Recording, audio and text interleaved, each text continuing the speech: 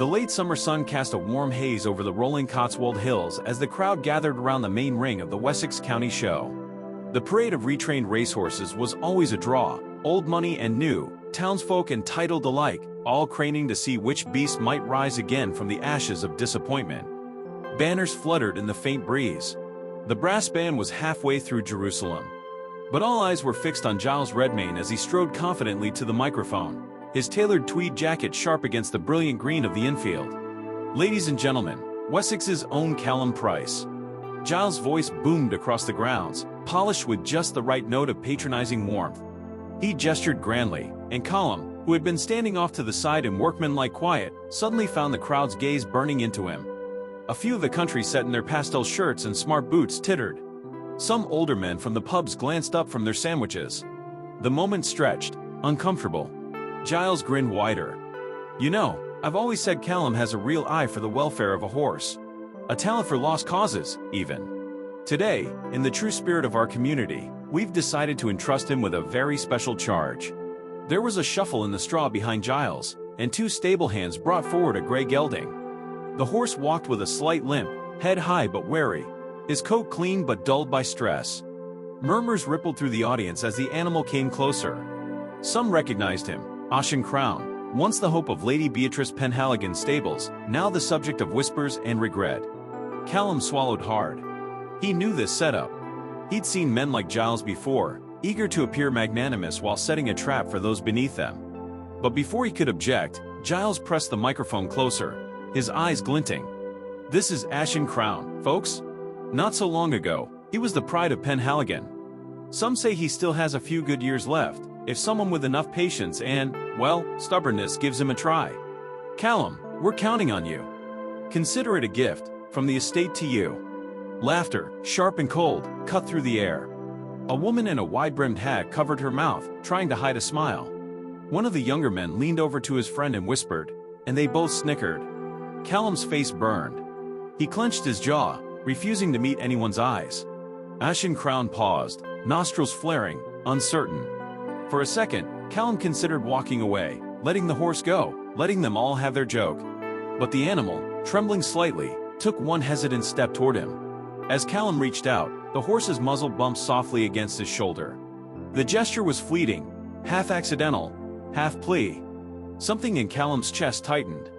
He heard Denise's voice in his mind, calm and dry. "Either you finish what you start, or you leave with your dignity intact. But you choose, son." Callum squared his shoulders and accepted the halter from Giles, whose smile had grown wolfish. "Thank you, sir," Callum managed, his voice flat but steady. Giles clapped him on the back, just a little too hard. "Good luck, lad. You'll need it." The formalities ended, but the humiliation lingered. Callum led Ashen Crown away from the ring, the snickers and whispers trailing behind them like smoke. He could feel every eye on his back, waiting for him to slip, to confirm the story they wanted to tell, that a price was only ever meant for muck and failure.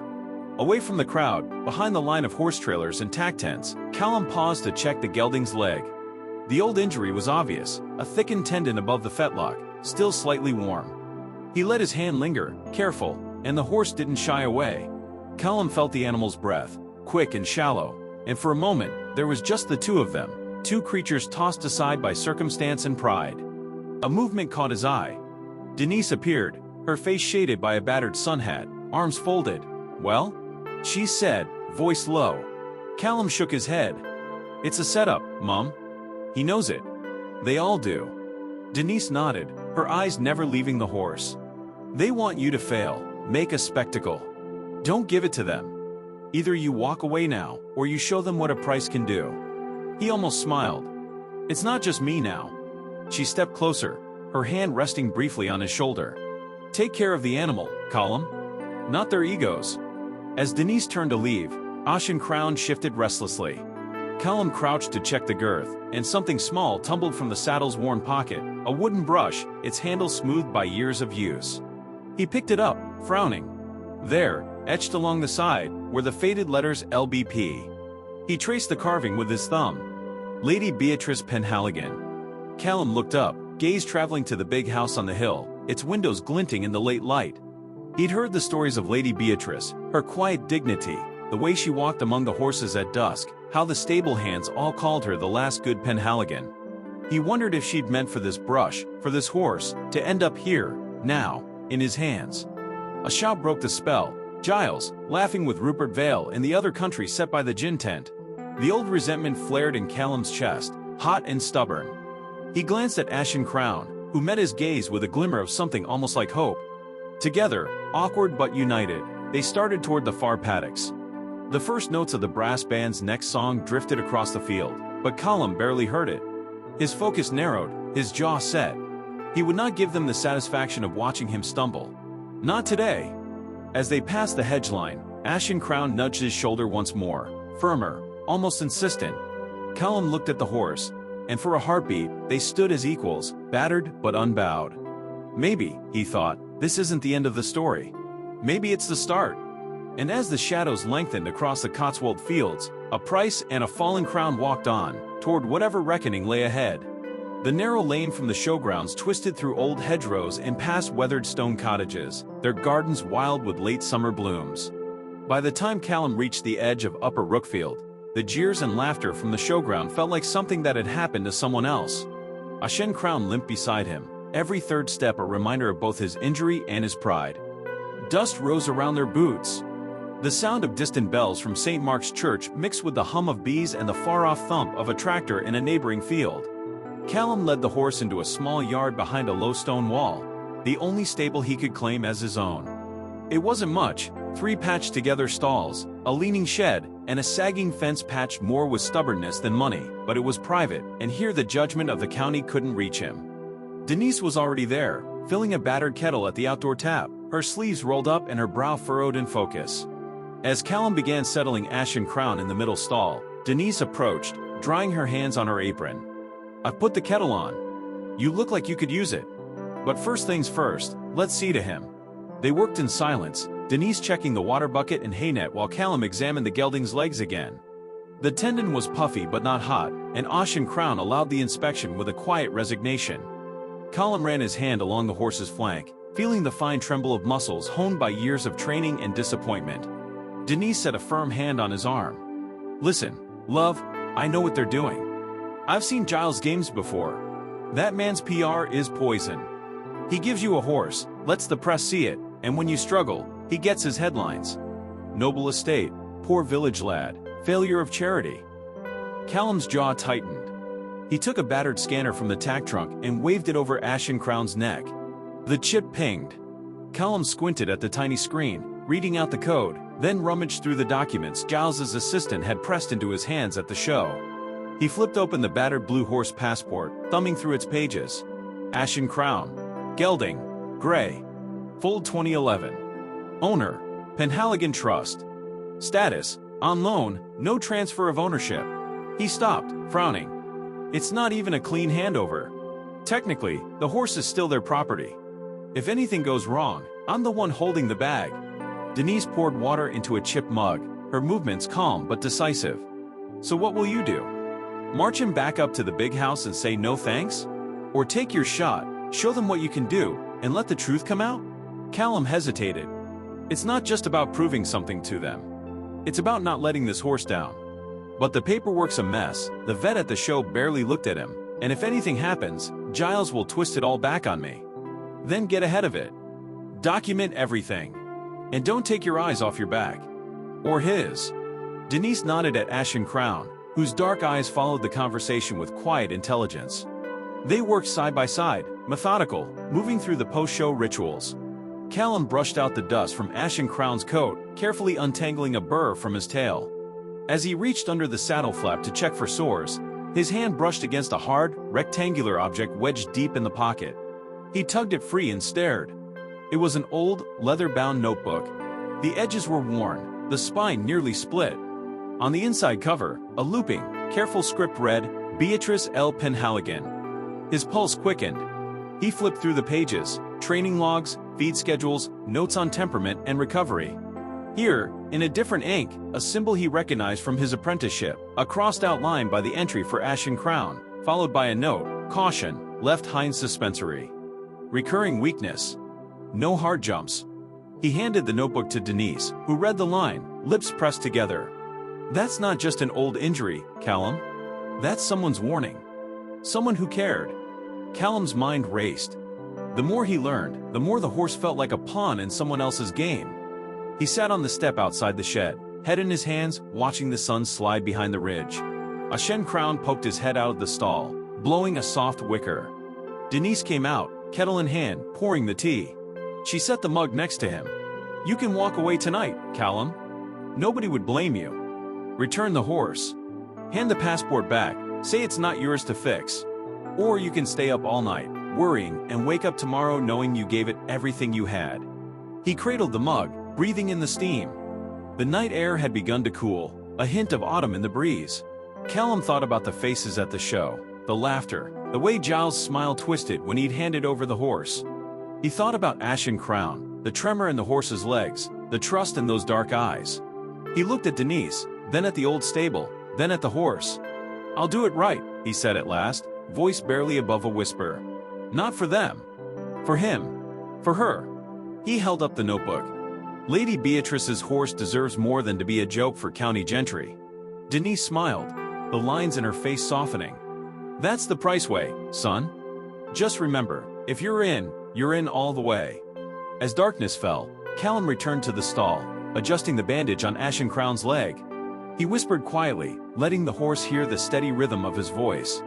In the faint light, he could almost imagine Lady Beatrice herself, watching from the shadows, urging him not to give up. From somewhere in the lane, a fox barked. Denise locked the yard gate, pausing to check the camera that watched over the stable, a new precaution since the trouble started at the estate. The night was quiet, but Callum's mind churned with new fears and new resolve. As Ashen Crown settled in the straw, Callum tucked the notebook into his jacket, a promise to himself and to a legacy not yet broken. Tomorrow, he'd begin again, on his terms. Morning came with a heavy mist rolling over the Cotswold fields, draping the landscape in a hush that felt almost reverent. Callum stood in the small yard, mug of tea warming his hands, watching Ashen Crown pick at a handful of hay. Despite the horse's uncertainty, there was a sense of calm between them, a fragile trust hard-won in the shadow of last night's doubts. He was still flipping through Lady Beatrice's battered notebook when the familiar squeak of bicycle wheels broke the silence. Mrs. Edith Whitby arrived, her practical wool coat buttoned tight despite the mildness, a basket of carrots and sugar cubes hooked over her arm. Her eyes, sharp as a magpie's, swept the yard, taking in the state of the fences, the horse, and Callum himself. Morning, lad. Thought I'd drop by. News travels fast in Rookfield, especially when it's bad. Her voice carried both warning and care, the sort that brooked no argument. Callum nodded a greeting, unsure what gossip might have preceded her. You heard about the show, then?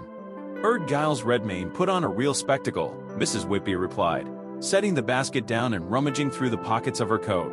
You're not the first he's tried to trip up, you know. But you might be the first with more stubbornness than pride. Her gaze softened as she turned to Ashen Crown, her lips pursing in something like surprise. Well, well. I never thought I'd see this one again.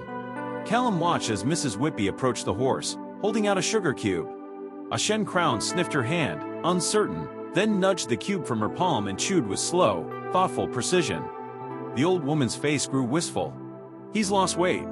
And that limp, he's not over it, is he? She glanced at Callum, who shook his head. Not even close. He's willing, though. Just needs the right chance. You worked with him before, didn't you? I did. For Lady Beatrice. She had a way with broken things. Mrs. Whitby's eyes clouded, and she stroked Ashen Crown's neck.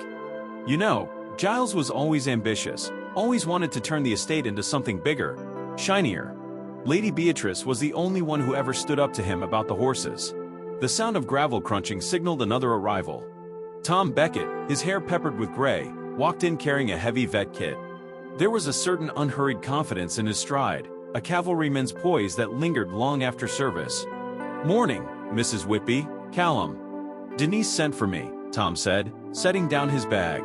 Let's see what we're dealing with. Mrs. Whitby handed Tom the old notebook. He thumbed through it, pausing on the page marked with the warning about Ashen Crown's suspensory ligament. He looked up at Callum. You found this? In the saddle, Callum said. Lady Beatrice's handwriting. Tom's expression turned grave. She didn't trust anyone else with this horse's care. That should tell you something. Together, the three of them worked over Ashen Crown, Tom's hands moving with a mix of gentleness and authority.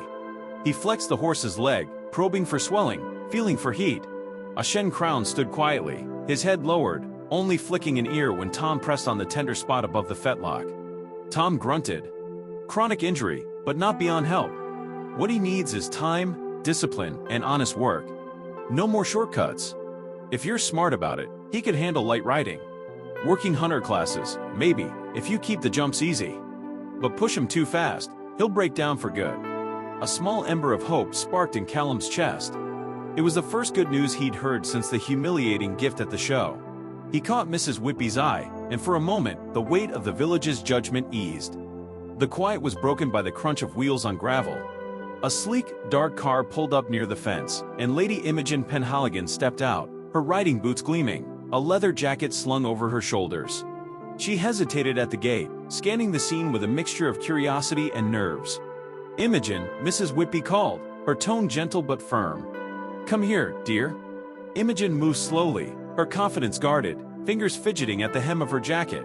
As she approached, Callum noticed how her gaze lingered on the horse, then drifted to the battered saddle perched atop a fence post.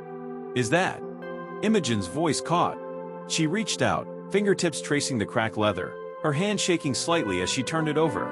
When she spotted the initials LBP etched into the old brush tucked into the cantle, she pressed her lips together, blinking away the sting in her eyes. "That belonged to my mother," she said, her voice barely audible. "She loved this horse. Giles said he was beyond saving, but she always believed otherwise." Tom stepped forward. "Imogen, did you know about the injury?" Imogen nodded, eyes wet but steady. Mother kept a separate record, hidden from the rest. She didn't trust the estate vet, especially after Giles took over the training schedules. After she died, Giles pushed them all harder. That's when Ashdown Crown relapsed. Mrs. Whitby rested a comforting hand on Imogen's arm. "We'll do it right this time. But it won't be easy. Giles doesn't like being proven wrong." A long silence settled, broken only by the horse's steady breathing. Imogen wiped her eyes, standing taller, her nerves coalescing into resolve. "We owe him a second chance. All of us," she said. "If you need anything, Callum, I'll do what I can. For my mother. For Ashdown Crown." Tom nodded. "Then let's get started. No more secrets." Callum looked around at the unlikely circle that had formed, an old stable hand, a veteran cavalryman, the daughter of the estate, and a battered horse once destined for greatness.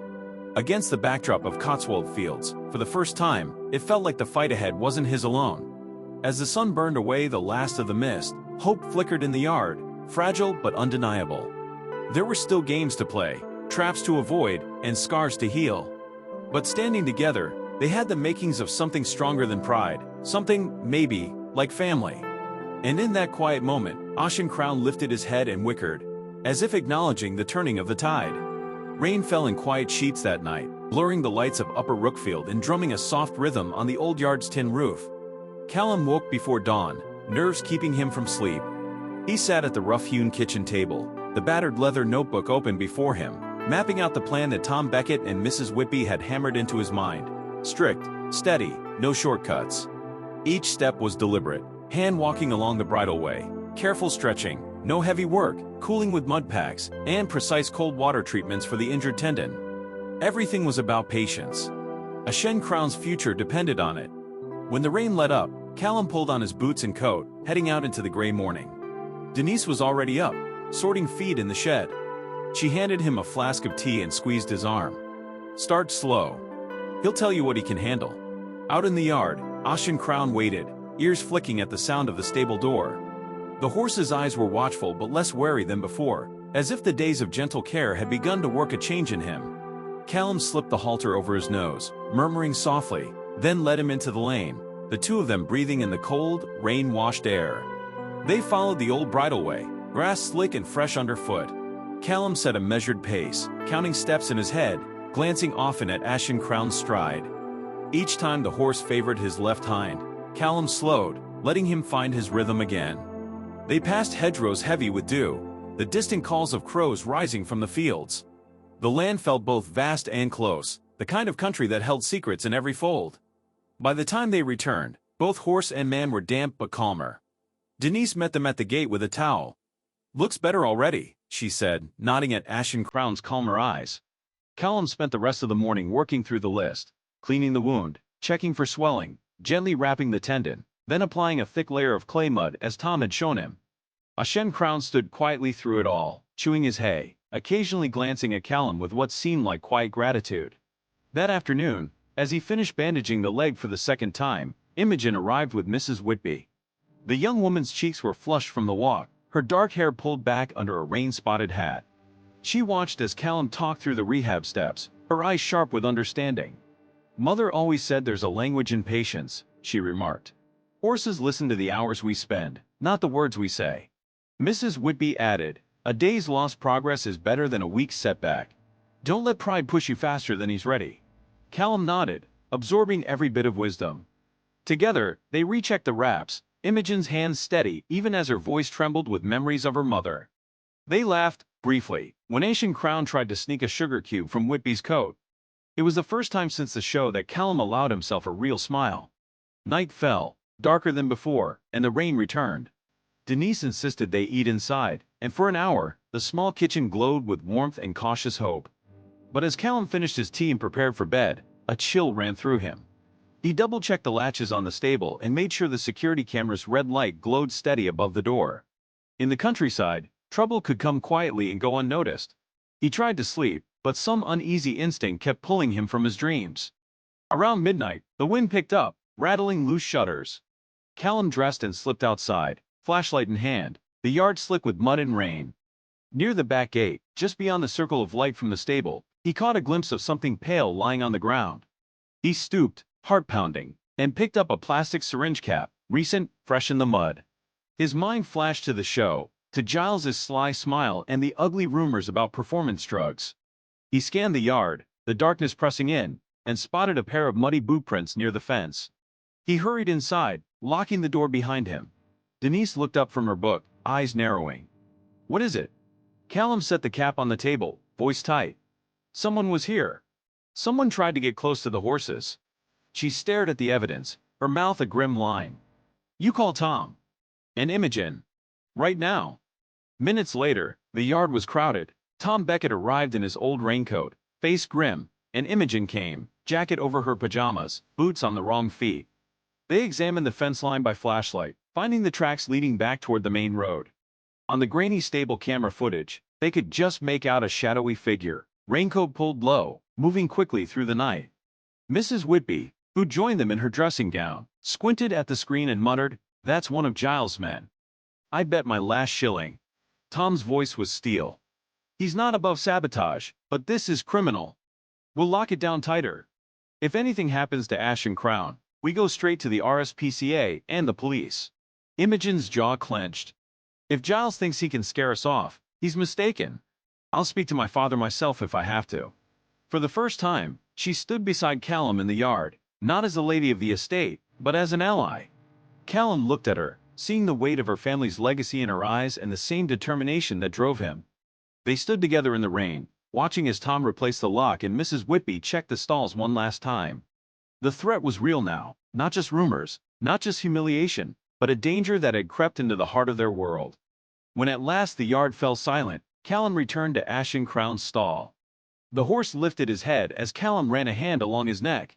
"We're not alone, old boy," he murmured. "Not anymore." Outside, the rain kept falling, but inside the little stable, hope flickered stubbornly on. The first rays of dawn filtered through low clouds, painting the Penhaligon estate in streaks of gold and gray. Callum barely slept, mind racing with worries about the night's trespasser and the fragile progress Ashen Crown had made. Every muscle ached as he walked the yard, checking each latch and camera twice before starting the morning routine. The next few days moved in a blur of discipline, hand-walking Ashen Crown along the bridleway at sunrise, cold packs, careful bandaging, and endless patience. Denise tracked every treatment in Lady Beatrice's old notebook, her neat handwriting weaving with the late matriarchs, while Mrs. Whitby brought extra eyes and sharp reminders. Tom Beckett stopped by daily, sometimes just to check the horse's pulse and sometimes with a gruff word of encouragement for Callum. There was no room for mistakes. But the threat in the shadows lingered. Imogen pressed her father to take the incident seriously, but Lord Alistair, distracted by mounting estate bills and public image, offered little beyond a promise to look into it. Giles, meanwhile, walked the grounds with Rupert Vale, exchanging smug glances and letting word trickle out that the price boy had trouble keeping his yard in order. Each time Callum spotted them, anger twisted in his gut, but he forced himself to focus on the horse and the work at hand. Soon enough, the day of the pre-show veterinary inspection arrived, a critical hurdle before Ashdown Crown could be allowed to enter the upcoming working hunter class at the Wessex County Show. The training ring was slick from rain the night before, the grass thick and heavy underfoot. Callum brushed Ashdown Crown until his coat gleamed, careful to avoid the healing tendon, while Denise double-checked the paperwork and Mrs. Whitby watched for any sign of trouble. As they waited by the rail, Giles arrived with the official vet, a sharp-eyed woman with a clipboard and a badge embroidered with sponsor, Redmayne Equine Welfare. She moved with brisk authority, her words clipped. "Let's see the horse walk, please." Callum led Ashdown Crown across the ring, heart pounding with every step. The old injury showed as a slight hitch, barely more than a pause in his stride. The vet narrowed her eyes, making notes. "Now, trot him out." Ashdown Crown responded, moving better than he had a week ago but still not perfect. Callum didn't rush or try to force the issue. He let the horse find his pace, just as Tom and Mrs. Whitby had coached him. Suddenly, as they passed near the far corner, Ashdown Crown stumbled, nearly going down on his bad leg. The world seemed to stop. Callum caught the horse's shoulder, hard in his throat, and steadied him. The crowd around the ring gasped, and Giles' voice rang out, oozing false concern. "This is exactly what I feared. For the horse's welfare, he should be withdrawn at once. It's not fair to the animal, or the rider." The vet hesitated, her pen hovering. Callum saw the trap, one stumble, and Giles would have his headline, "Local Lad Endangers Charity Horse." But before he could speak, Imogen stepped forward, holding up Lady Beatrice's old notebook. "If I may, Doctor," she said, her tone steady but urgent. "There's a detailed rehabilitation plan here, approved by Tom Beckett, who you know is the most respected horseman in the county. Ashdown Crown's recovery was always going to be slow, but he's shown steady improvement. My mother's notes explain how to adjust his stride, soft hands, long approach, never force the jump. Give him 2 more weeks, and I'll personally guarantee you'll see a different animal." Giles' mouth twisted. "This isn't a lesson in sentimentality, Lady Imogen. It's about safety. The board will never allow." Tom Beckett appeared at her side, voice unyielding. "She's right. I'll stand by her assessment, and I'll take full responsibility. If anything's amiss, you can bar me from the show for good." The vet glanced from Tom to Imogen, then back at Giles. After a long pause, she nodded. 2 weeks. But any sign of distress, and he's out, understood? Callum's relief was so sharp it almost hurt. He stroked Ashdown Crown's neck, feeling the horse's breath slow, tension easing between them. Imogen handed him the notebook, eyes shining with hope and defiance. But as the official scribbled her verdict, Tom's brow furrowed. He motioned Callum aside, lowering his voice. "There's something else. Look at this."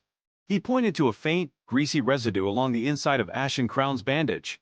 Callum frowned, sniffing his fingers. "Menthol?" Tom nodded grimly. "Or worse.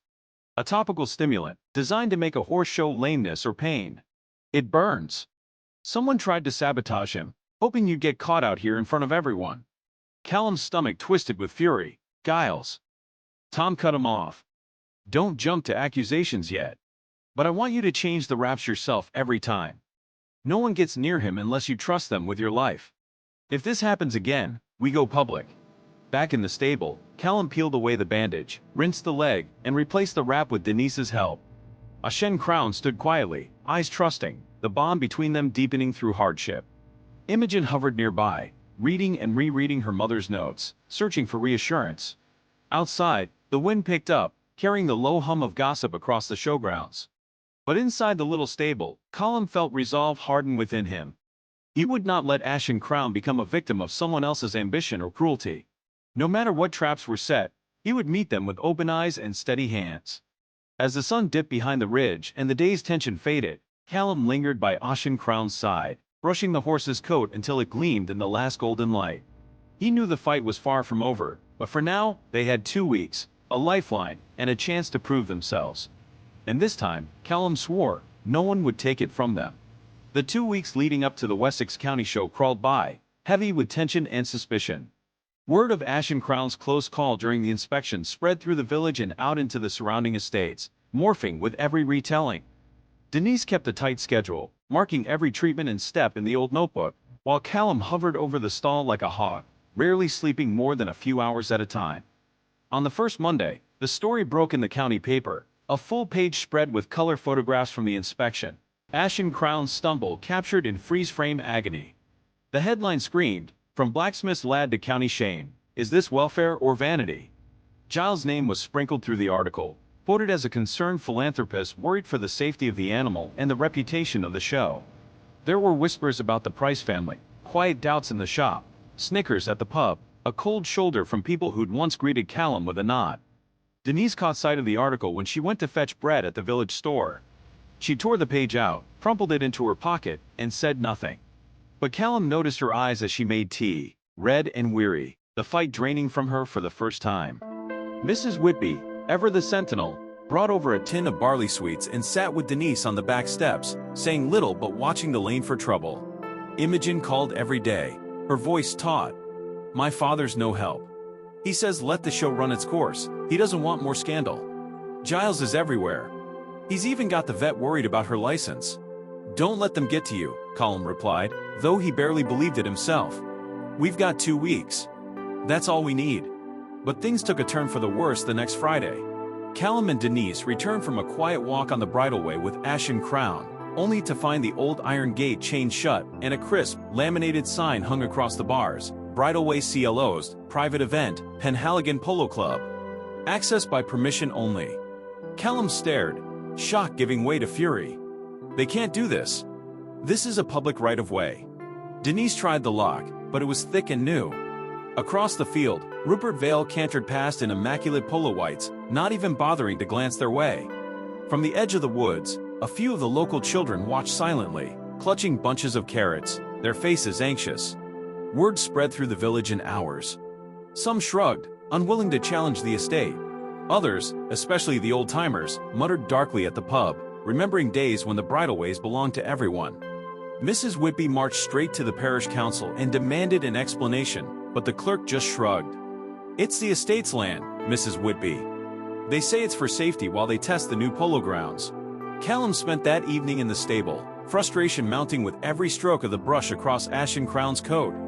The horse was making real progress, walking clean, the limp barely noticeable except after a long session. But with the bridleway closed, all they could do was circle the cramped yard or risk the rutted lanes crowded with lorries and tractors. It felt like the world was closing in, one gate at a time.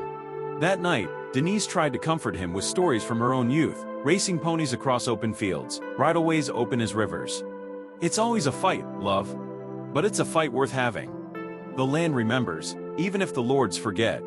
But as Callum stared at the ceiling in the dark, sleep wouldn't come. In his mind, the village felt smaller and smaller, Giles's reach longer than the shadows themselves.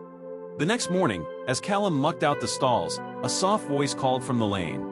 He looked up to see 2 children, Tommy and Sarah, from the edge of the village, standing just outside the yard, arms full of carrots and apples. "Mum says we're not supposed to come," Tommy said, looking down at his boots, "but we thought Ashdown might want a treat." Sarah offered a nervous smile. "We watched you walk him, before the gate was locked. He looked happy." Callum felt something break loose inside him, a swell of gratitude he didn't expect. He knelt by the gate and took the carrots, feeding one to Ashdown, who accepted it with a gentle nuzzle. "Thank you," Callum said quietly. "You can tell your mum I said so." From behind him, Mrs. Whitby appeared, holding a battered box. "I found something," she announced, eyes shining. She pulled out a folder, yellowed legal papers tied with twine. "When my husband died, I packed away all the parish documents from the last century. I remembered something about the bridleway, an easement granted in 1898. It means the public has the right to use the path, no matter what the estate claims." Denise leaned in, reading the faded lines. "This is real, isn't it?" Mrs. Whitby nodded. "The law's on our side. We just need to remind them." Hope, thin and fragile, bloomed in Callum's chest. He watched Ashdown chew his carrot, the sunlight flickering on the horse's gray coat, and thought for the first time in weeks that maybe, just maybe, they weren't fighting alone. As the church bells rang out noon, a quiet promise settled over the yard. The next battle would be fought not just for a horse, but for the whole village. The bridleway wasn't closed. It was waiting to be reclaimed. The days that followed were thick with anticipation and the quiet hum of strategy. In kitchens and shops all through Upper Rookfield, the story of the locked bridleway spread, fueled by Mrs. Whitby's discovery of the old easement. People who'd once kept their heads down now stopped Callum and Denise in the street to offer words of support, or to mutter darkly about that Redmayne fellow. Children whispered about sneaking carrots past the closed gate, and even the vicar at St. Mark's made pointed comments in his Sunday sermon about the spirit of shared land and neighborly decency. It all came to a head on the following Thursday evening, when the parish council convened in the cold, echoing village hall. Folding chairs scraped on the tile floor as locals packed in, voices buzzing, cheeks flushed with a mix of excitement and nerves. Callum took a seat near the back, Denise beside him, Mrs. Whitby in the front row with her folder of yellowed legal papers pressed tight to her chest. At the head table sat Lord Alistair Penhaligon, looking older than his years, shoulders stooped beneath the weight of too many troubles. Beside him sat Giles Redmayne, every inch the perfect gentleman, his smile thin and watchful. The council chair, Mr. Partridge, tapped his gavel for order. "We are here tonight," he began, "to address the recent closure of the bridleway that crosses the Penhaligon estate, a matter of long-standing community interest." Giles was first to rise, smooth and unhurried. He spoke of safety, of liability, of his concern for the welfare of both horse and rider. He waved the article from the county paper, using Ashen Crown's stumble as a cautionary tale. "We cannot risk another incident," he said, his voice rich with mock sympathy. "If something goes wrong, the estate could be held responsible." The room murmured. Lord Alistair seemed reluctant, unwilling to contradict his land agent, yet equally uncomfortable with the growing tension. Then Mrs. Whitby stood. Her voice, though old, carried like a bell. "With respect, Mr. Redmayne, the bridleway predates most of us in this room. The easement was granted to the parish in 1898. I have the documents right here." She handed them to Mr. Partridge, who adjusted his glasses and began to read aloud. The words, dry, official, but irrefutable, shifted the mood in the hall. A ripple of hope ran through the crowd. Callum felt his pulse quicken. He glanced at Imogen, who sat quietly in the corner, jaw clenched. As Mr. Partridge finished, she rose to her feet. "If safety is truly your concern, Giles, let's prove it. I propose we organize a demonstration ride. Call it a proof ride. Callum will lead, accompanied by a group of village teens and Sergeant Beckett for supervision. We'll show everyone the bridleway is safe, with proper horsemanship and care." Giles's eyes narrowed, but he couldn't object without appearing petty or cowardly. "If that is the will of the council," he said, managing a tight-lipped smile, "then I'll abide by their decision." The council voted, hands raised in a blur. The motion passed, 7-2. Preparations began at once. Word flew through the village, and by Saturday morning, a line of horses and riders gathered at the old iron gate, where the chain had been hastily unlocked. The air was crisp, the sky a bright blue, and the fields shimmered with the promise of early autumn. Callum stood at the head of the group, Ashen Crown at his side. The horse moved confidently, head high, the limp nearly gone after weeks of careful rehab. Imogen handed him Lady Beatrice's old notebook, her own small act of faith. Tom Beckett mounted a sturdy bay and nodded for Callum to take the lead. They set off, hooves thudding on soft earth. Children cheered from behind the hedges, waving flags made of kitchen towels. Denise and Mrs. Whitby watched from the gate, hearts in their throats. At the midpoint of the ride, the bridleway crossed a shallow ford, the water rushing bright over smooth stones. Callum paused, feeling Ashen Crown hesitate for just a moment. Then, with a soft word and a gentle squeeze of his knees, the horse stepped into the current. The rest of the group followed, laughter and cheers ringing out as horses splashed through the water. On the far side, Callum looked back. He saw the faces of villagers, pride, relief, hope, watching as Ashen Crown led the way. For the first time, the old anger inside him gave way to something lighter. He was no longer alone in the fight. The ride finished in the wide meadow beyond the woods, the horses pulling up in a loose, triumphant circle. The village applauded, some wiping away tears, others clapping each other on the back. Even Lord Alistair looked moved, his expression softening as he watched his daughter and Callum stand side by side. Later, at the council hall, the village lawyer confirmed what Mrs. Whitby had claimed. The bridleway was a public right, and the closure had been illegal. The council voted to reopen it, at least temporarily, pending a formal review. Callum left the meeting exhausted but elated. As he walked Ashen Crown back to the yard under a star-filled sky, Imogen caught up to him, her breath coming in short bursts. "You did it," she said, voice trembling with emotion. "You all did." Callum smiled, running his hand along Ashdown Crown's neck. "We did it together. The horse, the village, everyone." For the first time in months, Callum allowed himself to believe in victory. The bridleway was open again, hope had returned to Upper Rookfield, and the battle with Giles was far from over, but now, the whole community was standing with him. As the night deepened, the village bells tolled once, echoing across the dark fields, a signal to all that something had changed. Show day arrived on a brisk, sunlit morning that seemed to wipe away the memory of all the village's recent struggles. Flags snapped in the breeze around the Wessex County Showgrounds, and the air buzzed with the energy of hundreds, locals and visitors alike. Stalls overflowed with pies and jams, the brass band played from under a striped tent, and the show ring, freshly raked and gleaming, awaited the next round of contenders. For Callum, it felt like every minute since dawn was sharpened to a point. The fight over the bridleway had energized the community. Neighbors who once barely nodded now stopped to wish him luck. Children passed the yard with handfuls of wildflowers and apples for Ashdown Crown, and Denise pinned a faded ribbon, one Lady Beatrice had won years ago, just inside the horse's stall for luck. But tension hummed beneath the celebration. Tom Beckett arrived early, examining Ashdown Crown with careful hands, and Imogen checked and rechecked every detail: saddle, bandages, even the feed. "No one goes near him but us," she said, her voice low. "If Giles tries anything, we'll catch him in the act." In the hour before the working hunter class, Callum walked Ashdown Crown along the edge of the ring, soaking in the controlled chaos. Grooms, nervous riders, the bright snap of camera shutters, judges conferring in their blazers and rosettes. The air was thick with anticipation and a faint edge of rivalry. Back in the warm-up pen, Denise approached, her face pale. "Callum, come look at this." She pointed to the straw at the edge of the jump practice area. Wedged in among the bedding, half hidden, was a tiny glint of metal, a small, sharp nail driven up, just enough to cut if a horse landed wrong. Callum's heart lurched as he knelt, plucking it free. "Someone set this," he whispered, voice shaking. He searched the straw, finding two more, one bent, one fresh and deadly. He handed them to Tom, who examined them with a frown. "This is sabotage, deliberate." Tom's voice was grim. If Ashdown Crown had landed on one, he didn't finish the thought. Imogen's eyes blazed. "That's Giles. It has to be. I'll go to the organizers, show them now." But Tom stopped her. "Wait. If we accuse him without proof, he'll deny everything and say we're making trouble. Let's remove every threat, keep Ashdown Crown safe, and get through this round. Afterwards, we'll tell the stewards, and make sure this doesn't happen again." Callum agreed, though the knowledge burned in his gut.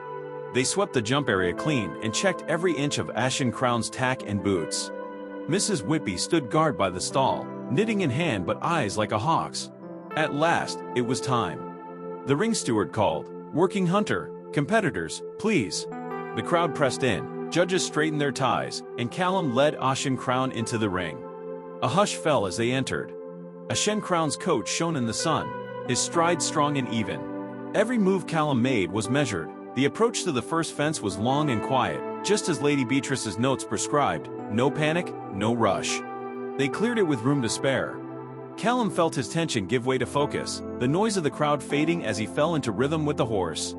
They moved from fence to fence, each jump a test, not of showy athleticism, but of patience and trust. At the third fence, Ashdown Crown hesitated, memories of pain flickering in his eyes. Callum sat deep, giving him space, hands soft on the reins. The horse gathered himself and leaped, landing light.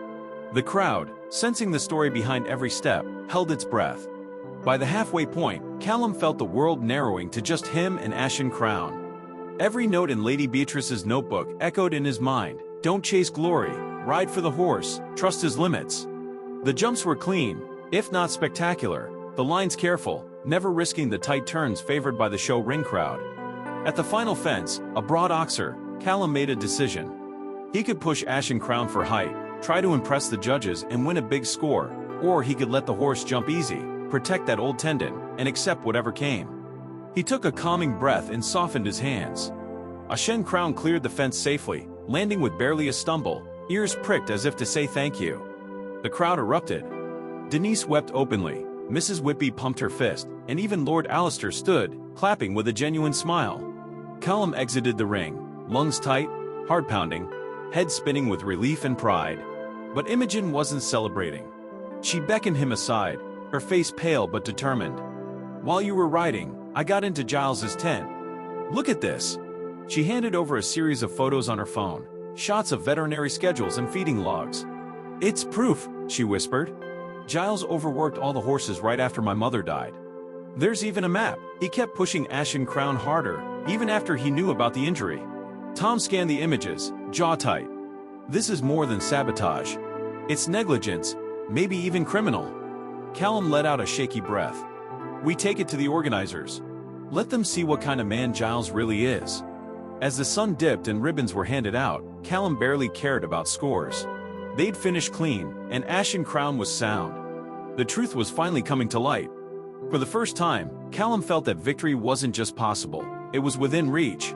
He led Ashdown Crown out of the ring, head held high, the cheers of the crowd following him into the setting sun. The showgrounds glowed in the orange light of late afternoon, ribbons fluttering, laughter and music echoing across the green. Yet tension, sharper than ever, threaded through the crowd. Word had begun to spread of trouble behind the scenes. Callum stood by Ashdown Crown's stall, brushing the sweat from the gelding's neck, when Imogen hurried toward him, Tom and Mrs. Whitby right behind. "They're about to announce the placings," Imogen said, breathless, "but Giles is already with the show officials. He's going to accuse us of doping. He knows he's losing control." Tom's jaw was set. "Let's face him together." The four made their way to the main tent, the crowd parting to let them through. Lord Alistair stood near the judge's table, looking uneasy. Giles was there too, impeccably dressed, surrounded by his supporters, Rupert Vale among them, his smile a mask of polite concern. "Callum Price," Giles called out as they approached, voice just loud enough for everyone nearby to hear. "I think, in the spirit of fairness, we should have an immediate veterinary check of Ashdown Crown. After all, there have been irregularities. It would be unfortunate for this fine show if any rumors were left to linger." There was a hush, everyone watching for the fallout.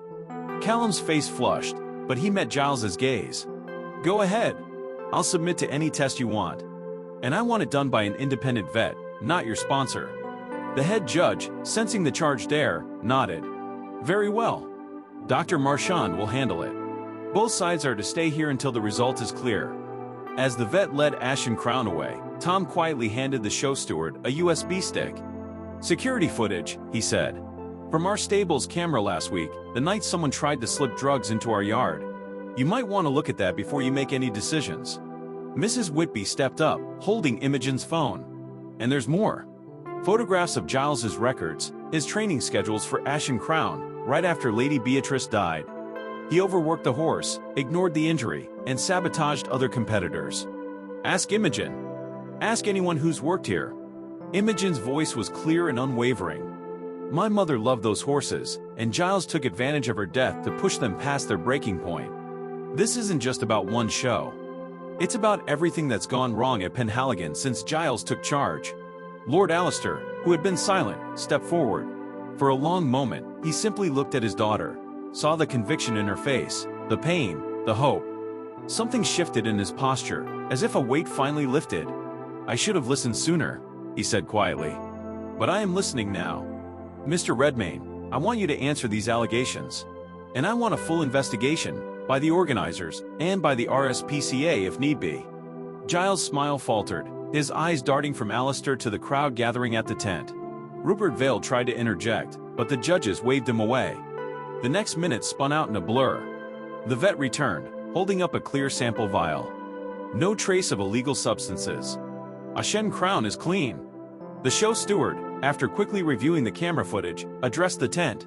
"It's clear that someone, identified as Mr. Redmayne's assistant, was caught entering the Price's yard the night of the sabotage. In light of these events, we are suspending Mr. Redmayne from his duties pending further review, and forwarding all evidence to the authorities." A gasp rippled through the onlookers. For the first time, Giles looked truly rattled, his carefully arranged world slipping through his fingers. He started to speak, but the judge silenced him. Lord Alistair placed a gentle hand on Imogen's shoulder, his voice steady. "You've done the right thing, all of you. We must protect the integrity of this estate, and its people." The tension broke in a wave. Denise, standing near the back, let out a sigh that was half sob, half laugh. Tom clasped Callum's shoulder, pride shining in his eyes. Mrs. Whitby stood a little straighter, the lines of worry easing from her face. Imogen stepped up beside Callum, her face glowing. You fought for more than a horse. You fought for all of us. The rest of the show passed in a daze. Announcements rang out, the official results, the suspension of Giles, the promise of a full investigation. Ashdown Crown, calm and content, munched hay in his stall, oblivious to the storm that had just passed. Callum lingered beside him, the cheers and shouts blending into a single, overwhelming relief. When the crowd began to disperse, Lord Alistair found Callum. He looked the young man in the eye and said, "I owe you an apology. For my silence. For allowing things to go this far. The estate will do right by you, and by Ashdown Crown. If you would consider staying on, I'd like your help to rebuild, for the good of everyone." Callum shook his hand, the old walls between landowner and laborer quietly crumbling. As twilight settled over the fields, Imogen and Callum walked the bridleway one more time, the air scented with fresh-cut hay and possibility. "We changed something today," Imogen said, brushing a strand of hair behind her ear. Callum nodded, smiling for the first time in days. "We did. And not just for us. The old wounds weren't gone, but the power had shifted. For the first time, truth and community had the final word." The morning after the show dawned quiet and soft, dew glinting on every blade of grass across the Penhaligon fields. For once, there was no hurry, no tension winding through the stables, no sidelong glances, no clipped voices or secrets weighing down the air. The drama and shame that had hung over the estate for weeks seemed to dissolve with the mist, leaving only the steady rhythms of life on the land. Ashdown Crown munched contentedly on his hay, the blue ribbon for special commendation for horsemanship and welfare hanging from his stall. Callum stood in the barn aisle, his hand resting lightly on Ashdown Crown's neck, feeling the horse's quiet, steady heartbeat. There was no great celebration, no parade, just small moments of peace that tasted sweeter for everything it took to get here. Denise slipped him a mug of strong tea, smiling in a way that told him she finally believed the fight had been worth it. Mrs. Whitby shuffled in carrying a plate of scones, grumbling about too much excitement for old bones, but her eyes twinkled. Imogen arrived not long after, dressed simply in jeans and boots, hair pulled back, a thick envelope tucked beneath her arm. She paused by Ashdown Crown's stall, reaching through the bars to scratch behind his ears. "He looks happy," she said softly. Callum nodded. "He is. We both are, I think." Outside, people began gathering, neighbors, villagers, some from the council and a few from farther afield.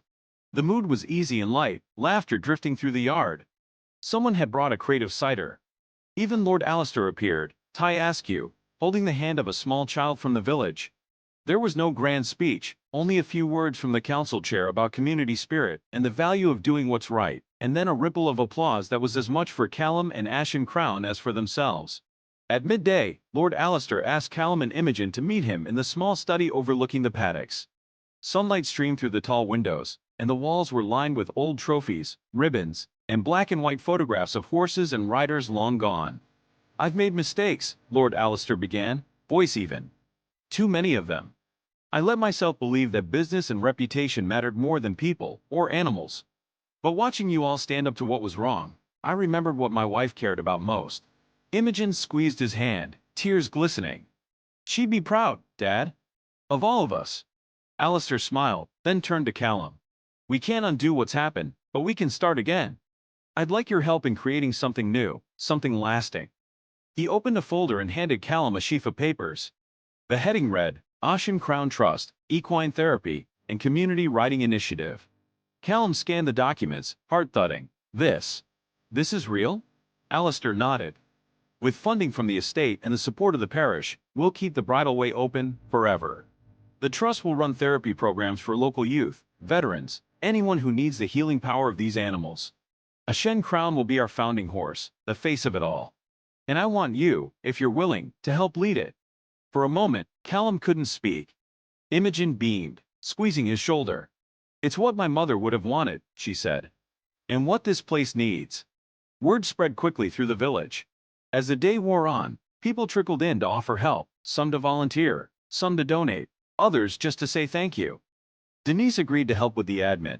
Mrs. Whitby offered to train the next generation of stable hands, and even Tom Beckett, gruff as ever, volunteered for occasional drill instruction with the therapy horses. Later that afternoon, As the sun dipped behind the ridge, Imogen found Callum sitting alone by Ashen Crown, the blue ribbon twirling in his fingers. She handed him a letter, the envelope yellowed, the handwriting looping and elegant. "My mother wrote this for whoever would care for Ashen Crown, should she not return," Imogen said quietly. "I found it in her desk, with the other keepsakes." Callum opened the letter, reading aloud. "To whoever stands in this barn, holding the reins, trust the horse, listen for his breath. You'll know you're on the right path if your heart is steady. I chose Ashen Crown to be my legacy, not because he was the strongest, but because he needed someone who saw past pride and injury. May you, too, learn to lead with patience and hope. Whoever listens to a horse's heartbeat will always find their way home." The words settled between them, soft and sure. For a long moment, neither spoke. Callum looked at Imogen, at the barn, at the people gathering outside, faces hopeful, futures unwritten. "We're really doing this, aren't we?" he said, a laugh breaking through the emotion in his voice. Imogen grinned, brushing away tears. "We are." Evening fell over the Cotswolds, the last light bathing the fields in gold. Callum walked Ashen Crown along the newly opened bridleway, past hedgerows that whispered with the voices of those who had come before. Children raced ahead. Denise and Mrs. Whitby waved from the gate, and Lord Alistair watched from the porch, pride shining through the years of regret. The village had found its heart again, the land its purpose. The wounds left by ambition and old secrets would not vanish overnight, but they would heal, one ride, one hand, one shared victory at a time.